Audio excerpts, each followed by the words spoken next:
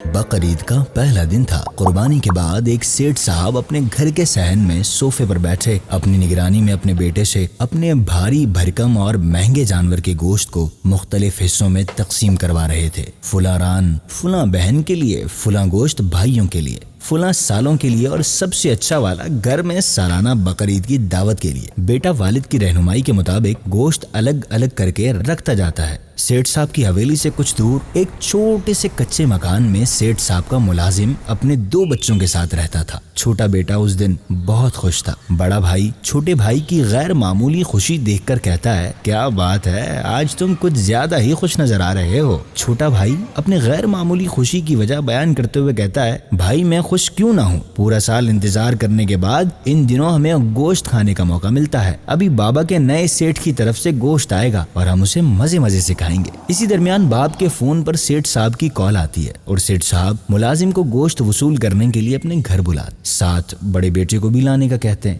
ملازم سمجھ جاتا ہے کہ گوشت زیادہ ہونے کی وجہ سے سیٹھ صاحب نے بڑے بیٹے کو ساتھ لانے کا کہا ہے۔ ملازم اپنے بیٹے کے ساتھ سیٹھ صاحب کی حویلی پر پہنچ جاتا ہے۔ بیٹا حویلی دیکھ کر بولتا ہے، بابا جتنا بڑا آپ کے سیٹھ صاحب کا گھر ہے اتنا ہی بڑا ان کا دل بھی ہے۔ سیٹھ صاحب بڑے اچھے انداز سے ان کا استقبال کرتے ہیں اور گوشت سے بھری 2 بھاری تھیلیاں ان کے ہاتھوں میں تھما دیتے ہیں۔ باپ بیٹے شکریہ کے ساتھ وہاں سے روانہ ہونے لگتے ہیں۔ سیٹھ صاحب پیچھے سے آواز دیتے ہیں اور کہتے ہیں، مجھے اور میرے گھر والوں کو اپنی دعاؤں میں یاد رکھنا۔ ملازم شکریہ ادا کرتے ہوئے بیٹے کے ساتھ وہاں سے روانہ ہو جاتا ہے، اپنے گھر پر پہنچتا ہے۔ گھر میں داخل ہوتے ہی چھوٹا بیٹا باپ سے کہتا ہے، بابا آپ کے سیٹھ تو بڑے دل والے ہیں، 2 تھیلیاں دے دی۔ ہاں بیٹا، ان کا دل بہت بڑا ہے، اور جب تم گوشت کھاؤ تو ان کے اور ان کے گھر والوں کے لیے خوب دعائیں کرنا۔ بڑا بیٹا گوشت کی تھیلی کھول کر اس میں دیکھنے لگ جاتا ہے۔ تھیلی میں دیکھتے ہی بڑے بیٹے کا منہ اتر جاتا ہے اور وہ مایوس ہو جاتا ہے۔ باپ اس کا مایوس چہرہ دیکھ کر کہتا ہے، بیٹا کیا ہوا، منہ کیوں اتر گیا؟ بیٹا گوشت کی تھیلی باپ کے سامنے کر دیتا۔ تھیلی میں دیکھنے پر